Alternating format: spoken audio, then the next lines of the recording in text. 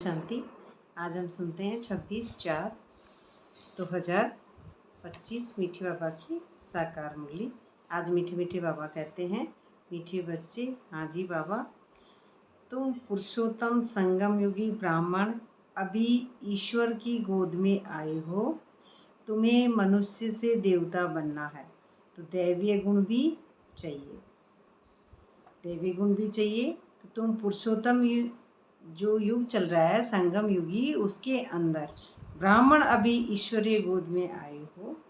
तो ब्राह्मण माना हम ब्रह्मा मुख से ज्ञान सुन रहे हैं और उस ज्ञान से पहले ब्रह्मा बाबा ब्राह्मण, उनके जैसे हम, जो हमारी आत्मिक रूहानी अवस्था होनी चाहिए उनकी जैसी हो, तो हम ब्राह्मण संगम युगी, जो हम ईश्वर की गोद में हमको जो प्रेम मिल रहा है, तो वह गोद हमको जो सत्य यथार्थ ज्ञान है उसका परिचय हमको हो, तो उसमें शक्ति का, ज्ञान का और दिव्य गुणों का वो मेरी आत्मा में हो, न कि मेरे कैरेक्टर और मन में।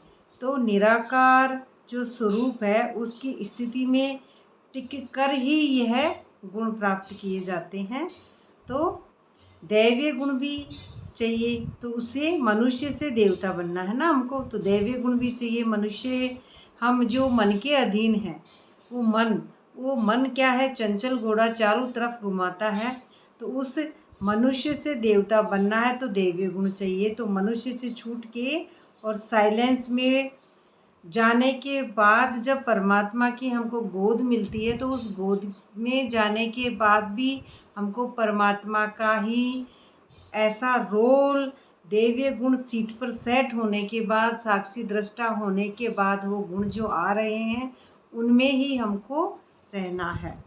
तो ये सीट पर सेट होने के बाद दैवीय गुण आते हैं, साइलेंस में आने के बाद।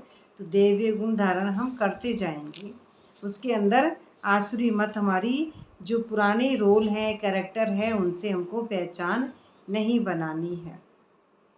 प्रश्न में बाबा कहते हैं कि ब्राह्मण बच्चों को किस बात में अपनी बहुत बहुत संभाल करनी है और क्यों। अब सीट पर सेट होने के बाद ब्राह्मण उत्तर में कहते हैं, सारे दिन की दिनचर्या में कोई भी पाप कर्म न हो, इससे संभाल करनी है, क्योंकि तुम्हारे सामने बाप धर्मराज के रूप में खड़ा है ना। बाप धर्मराज के रूप में हमारे पास कब खड़ा है कि हम धर्मराज, ये होता है कि हम कुछ भी कर्मों से पहचान बना रहे हैं, अच्छे से बनाना या बुरे से बनाना, पहचान बनाना ही हमारा देह अभिमान है। क्योंकि मैं आत्मा हूँ और कर्म मेरे नहीं है, ये हमको हमेशा सोचना है। कर्म तो मैं कर रही हूँ, तो अगर मैं उस कर्म में दुख की फीलिंग में चली गई तो भी मैं कर्ता के भान में आ गई, सुख के फीलिंग में चली गई तो भी मैं कर्ता के भान में आ गई। इसलिए मैं कर्ता नहीं हूँ, मैं आत्मा हूँ, यही हमको सोचना है। तो चेक करो, किसी को दुख तो नहीं दिया, श्रीमत पर कितना % चलते हैं, तो रावण मत के रूप में खड़ा है। तो चेक करो, किसी को दुख तो नहीं दिया ना। जो श्रीमत है हमारी, % जो चलते हैं उसमें रावण मत पर तो नहीं चलते हो, है ना। रावण मत यानी देवभान, तुमने किया, मैंने किया, ऐसे किया, या तूने क्यों नहीं किया और मैंने किया, तू नहीं आया तो मैंने किया, ये सारी ही बातें, मैं तू तेरा मेरा, ये सारी आती है देह अभिमान में। तो ये रावण मत आ रही है। और श्रीमत हमारी है कि श्रीमत हमारी है निराकार स्थिति में टिककर, और अगली आत्मा को भी निराकार स्थिति में देखना है हमको। देवभान में न खुद के में अपने आप को लाना है, न ही किसी और के देवभान को देखना है। तो इसके लिए हमको निराकार स्थिति में ही स्थित रहना है।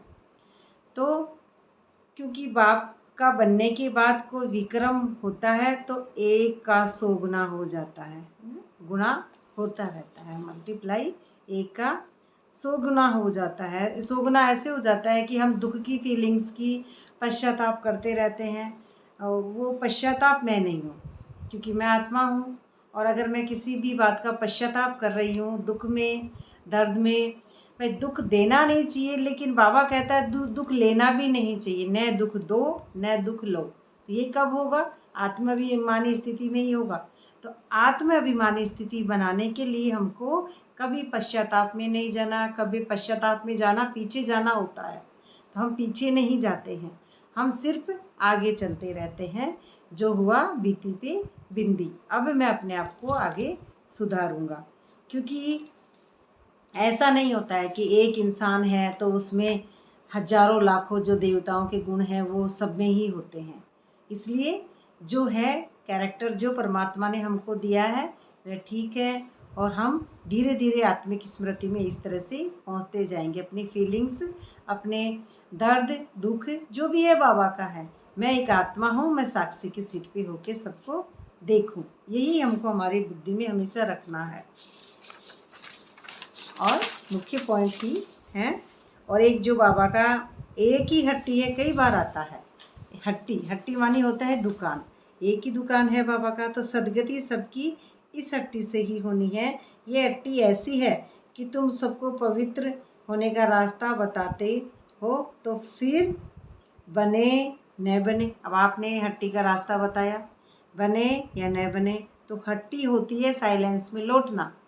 हट्टी ये नहीं होती है कि बाबा के घर में गए हैं जैसे ही हैं, हम बिल्कुल नहीं सुधर रहे हैं।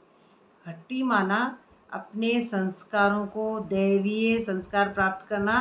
पहले आसुरी को जलाएंगे, गंदे संस्कारों को कैरेक्टर में जो मिला है उसको जलाएंगे, उसके बाद वापस सीट पे सेट होंगे। सीट पे सेट होने के बाद में दैवी संस्कार ड्रामानुसार आते जाएंगे। तो इसी स्थिति में हमको रहना है। ये हट्टी होती है बेहद में, क्योंकि दैवीय संस्कार होते हैं बेहद में, आसुरी संस्कार रावण के संस्कार होते हैं इस हद 5 तत्व के पुतले में।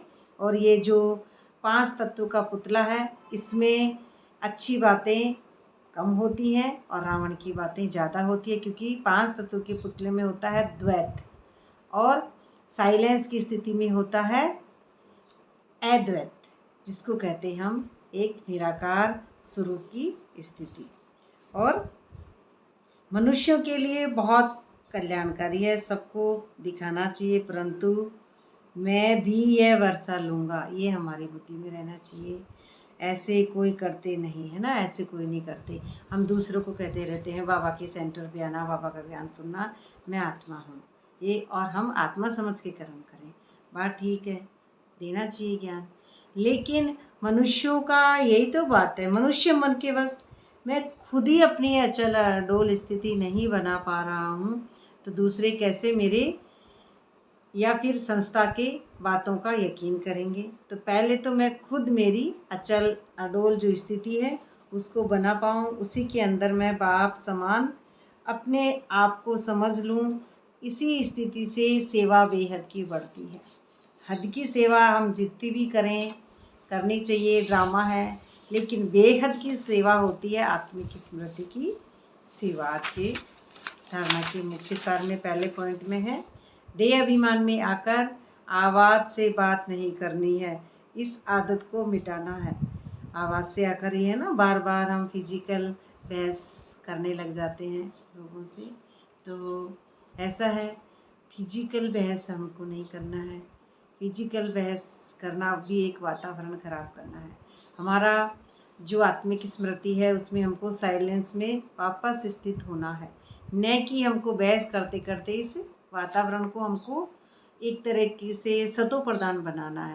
तो अपना जो बुद्धि का वातावरण है पहले हम उसको सतो प्रधान बनाएं, उसके बाद में बहस का पार्ट भी ऑटोमेटिक ही ख़त्म हो जाएगा। तो ये आवाज़ से बात नहीं करनी है। आवाज़ से मतलब मैं ठीक हूँ, मैं आप गलत कह रहे हैं, मैं ठीक हूँ, ये हो जाती है हमारी हद की बातें। क्योंकि ठीक हैं या ना है, हमको सिर्फ साइलेंस की स्थिति पे ध्यान देना है। चोरी करना, झूठ बोलना, यह सब पाप है। इनसे बचने के लिए देही अभिमानी होकर रहना है ना। चोरी करना मना, झूठ बोलना का मतलब ये होता है कि हाँ ठीक है, जो बोल रहा है कैरेक्टर में है, पाप है, शरीर के भान में है, तो यही सोचना है मेरा कुछ नहीं है, जो है बाबा ने दिया, ड्रामा है एक्यूरेट, मैं एक आत्मा हूँ, तो मैं आत्मा की सीट पे सेट हूँ, तो चोरी नहीं करना। चोरी करना माना दूसरों की कोई बातों में आ जाना, किसी को भी कुछ गलत बोलना या गलत सोचना, अपने संकल्प चलाना, देह रूपी कहानियों के संकल्प चलाना, किसी और की कहानी का संकल्प चलाना, तो ये भी एक चोरी करना ही होगा। किसी और की कहानी का संकल्प मैं क्यों चलाऊं?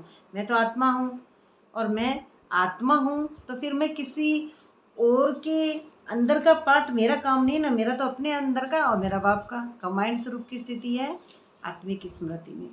इससे बचना है। इससे बचने के लिए देही अभिमानी होकर रहना है। यही अवस्था हमारी इस बेहद में हमको लेके जाएगी कि हमको किसी की कैरेक्टर का संकल्प नहीं चलाना है बुद्धि में, तभी हम उपराम स्थिति में पहुंचेंगे।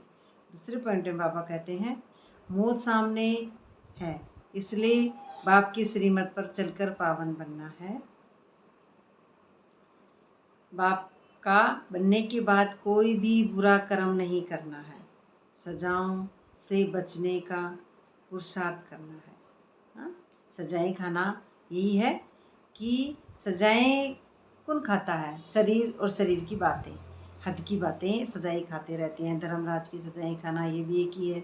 दुखी होना, कभी दुखी हो जाएंगे कभी खुश हो जाएंगे, ड्रामा अनुसार जो हमको अच्छा मिला ठीक है, अच्छा लगा। किसी ने कुछ गलत कहा, अच्छा ये गलत कहा, तो ये हम हमारे हिसाब से डिसाइड कर रहे हैं मन मत पर। लेकिन श्रीमत के अनुसार जो सजाएं हैं वह हमारा काम नहीं है। सजाएं खाना माना रावण का पार्ट है। तो कहानी से उपराम होकर अपने आप को हमको रहना है। कहानी मैं नहीं हूँ, मैं हूँ आत्मा, आत्मिक स्मृति में टिकी हुई कंबाइंड स्वरूप की आत्मा। कहानी मेरा रोल नहीं है, मैं कहानी नहीं हूँ, मैं कहानी से भी ऊपर परम अवस्था वाली आत्मा हूँ। वरदान में बाबा कहते हैं लोक पसंद सभा की टिकट बुक करने वाले राज सिंहासन अधिकारी भव। जो लोक पसंद सभा की टिकट, लोक पसंद माना उपराम स्थिति की आत्मा होती है, उसे लोक पसंद कहते हैं। जो बाबा की पसंद की आत्मा वाले राज्य सिंहासन अधिकारी भव है, उनको राज्य सिंहासन। सिंहासन एक शब्द ही ऐसा है कि आसन सिंहासन, तो सिंह आसन जी, जब ये सिंह पहले लग रहा है सिंहासन, तो सिंह वाली जो प्रवृत्तियां हैं ये आसुरी है बातें। रावण में सिंह आता है, आसन में फिर विश्राम आ रहा है, लेकिन वो मिलेगा कब? साइलेंस में मिलेगा। तो ये मेरी जब ये क्रोध, ईर्ष्या, नफरत, निंदा, राग, द्वेष, छल कपट परे हो जाऊंगी, मैं शांति में सीट पर सेट में आत्मा वापस लौट जाऊंगी, तभी तो मेरी सिंह की वृत्तियाँ दहाड़ने की ख़त्म होंगी। और वो ख़त्म हो जाएंगी तो ऑटोमेटिकली मैं आत्मा सिंहासन पर बैठ जाऊंगी। सिंहासन पे बैठना ही राज्य सिंहासन का अधिकारी बनना है। तो इसमें सिंह वाली, दहाड़ने वाली, किसी को फाड़ के खाने वाली, क्रोध वाली, ईर्ष्या वाली, नफरत वाली ये बातें नहीं होती है इस सिंहासन में, साइलेंस की स्थिति में, परम अवस्था में। तो कोई भी संकल्प या विचार करते हो तो पहले चेक करो कि यह विचार व संकल्प बाप पसंद है, बाबा को पसंद है। तो जो बाप पसंद है वह लोग पसंद स्वतः बन जाते हैं। और बाबा को जो पसंद है तो वो बाबा की दिल तख्त पे चढ़ी हुई आत्मा बाबा के पास है, नज़दीक है, कंबाइंड में है, तो वो लोग पसंद भी स्वतः बनती है। यदि किसी को संकल्प में स्वार्थ है तो मन पसंद कहेंगे, है ना, कैरेक्टर वश हो जाते हैं ना हम, शरीर के वश, शरीर के अपने नीचे के तलों के वश हैं हम, तो उसमें हम हो गए कैरेक्टर वश, तो स्वार्थ हो गया, उसमें मन पसंद कहेंगे। विश्व कल्याणकारी है तो लोग पसंद, वह प्रभु पसंद कहेंगे। विश्व कल्याणकारी किसको कहेंगे? आत्म अभिमानी अवस्था में टिकना, साइलेंस में, तो लोग पसंद वह प्रभु पसंद कहेंगे। लोग पसंद सभा के मेंबर बनना अर्थात लॉ एंड ऑर्डर का राज्याधिकारी, वह राज्य सिंहासन प्राप्त कर लेना ना। माइंड को वापस, ये माइंड मेरा मन है ना, मन पतित हो गया, अब इसको वापस मैं सीट पर सेट करूँगा। तो सीट पर सेट करना ही निराकारी सतो प्रधान अवस्था में टिकना होता है। वापस मन माइंड पतित हो गए, इसको मैं पावन बनाने के लिए पहले साइलेंस में लेकर जाएंगे, उसी के बाद में हमको सिंहासन मिलेगा। सिंहासन तो स्लोगन में बाबा कहते हैं, परमात्मा साथ का अनुभव करो तो सब कुछ सहज अनुभव करते हुए सेफ रहेंगे। उपराम स्थिति में जब हम परमात्मा के साथ का अनुभव करेंगे तो सब कुछ ऑटोमेटिकली ही, मेरी तो अचल अडोल स्थिति है, तो उसके अंदर अचल अडोल स्थिति उसी की रहती है जो कंबाइंड स्वरूप आत्मा रहती है। और कंबाइंड स्वरूप आत्मा में अंदर से स्मृति मजबूत होती है और वह जो शक्तियाँ हैं, परमात्मा के गुण हैं, वह आंतरिक स्थिति में भरपूर होते हैं, तभी कंबाइंड स्वरूप रह पाती है। व्यक्ति सारे हैं आज की कंबाइंड रूप की स्मृति से सदा विजयी बनो। तो जैसे शिव शक्ति, शिव शक्ति होगी तभी कंबाइंड स्वरूप होगी, क्योंकि सारी शक्तियाँ आने के बाद में ही सीट पर सेट होंगे। सीट पर सेट होने के बाद में आप शिव बनते हैं, और शिव और शक्तियाँ दोनों मिलती हैं तभी हम परमात्मा के नज़दीक बैठेंगे। तो शिव शक्ति कंबाइंड रूप है। ऐसे पांडवपति, पांडवपति कौन है? पतियों के पति। पांडवपति माना बाबा, पांडवपति और पांडव, पांडव माने बच्चे। यह सदा का कंबाइंड रूप है। पांडवपति पांडवों के सिवाय कुछ नहीं कर सकते, है ना। पांडवपति यानी बाबा बच्चों के सिवाय कुछ नहीं कर सकते। बच्चे भी चाहिए बाबा को। बाबा निराकार अकेला क्या कुछ कर लेगा। बाबा को तन वाले बच्चे चाहिए, और जो तन होगा तभी उसमें आत्मा होगी, सतो प्रधान आत्मा होगी, और आत्मा से ही तो वह रोल एक्ट कर पाएंगे। न अकेली आत्मा कुछ करेगी, न अकेला शरीर कुछ करेगा। जीव और आत्मा दोनों सतो प्रधान स्थिति में अपने आप को साइलेंस की स्थिति में टिकाकर ही निराकार स्वरूप परमात्मा के जैसा जो पाठ है वह कमांड स्थिति में ही बजाएंगे। तो ऐसे कमांड रूप में सदा रहते हैं। उनके आगे बाप दादा साकार में जैसे सब संबंधों के सामने होते हैं। जहाँ भुलाओ वहाँ सेकंड में हाजिर, इसलिए कहते हैं हाजिरा हुजूर। सेकंड में संकल्प, सेकंड में परमात्मा से टच होके ही नीचे आता है कि जी हुजूर जी हुजूर जी हुजूर का एक डंका बजता रहे बुद्धि में। क्योंकि जी हुजूर जो शब्द है वह एक राजा का ही जी हुजूर होता है कि राजा ने बोला और कर्मेंद्रियाँ उसी हिसाब से कर्म करें। एक कर्मेंद्रियाँ जो हैं वह राजा के वश में हों, उसे कहते हैं जी हुजूर। ओम शांति।